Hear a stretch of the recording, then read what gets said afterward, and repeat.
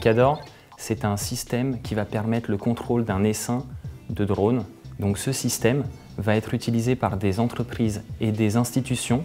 Par exemple, nous pouvons avoir la sécurité civile qui va utiliser le système pour faire de la recherche de survivants lors de cataclysmes. C'est une idée bio-inspirée, ça vient du mélange entre la biologie et la robotique. Donc d'un côté, on a les essaims d'abeilles, les colonies de fourmis, donc toutes les entités dans la nature qui agissent collectivement, et de l'autre, on a la robotique avec les nouvelles technologies, plus particulièrement la technologie des drones aériens.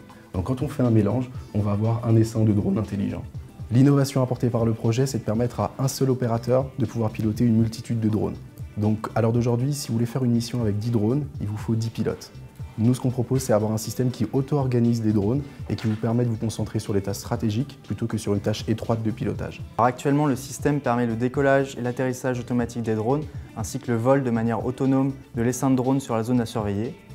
Pendant leur vol, les drones enregistrent un flux vidéo qui est analysé par des bases au sol et en fonction des champs d'application, les images sont analysées et permettent de détecter les éléments pertinents. Les 3 champs d'application auxquels on pense à l'heure actuelle, donc ce serait la détection des feux de forêt, ensuite tout ce qui est cartographie et enfin faire du sauvetage lors de catastrophes naturelles. Notre premier drone a été financé par un laboratoire d'électronique. Nous sommes également en contact avec une association d'une école d'ingénieurs en aéronautique et aérospatiale qui nous permettent de développer notre essaim de drone.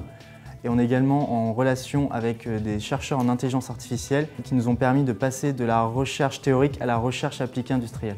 Il y a déjà des projets de drones un peu dans ce type qui existent, ou tout du moins dont j'avais entendu parler. Mais après, l'idée en elle-même est super intéressante et prometteuse, effectivement.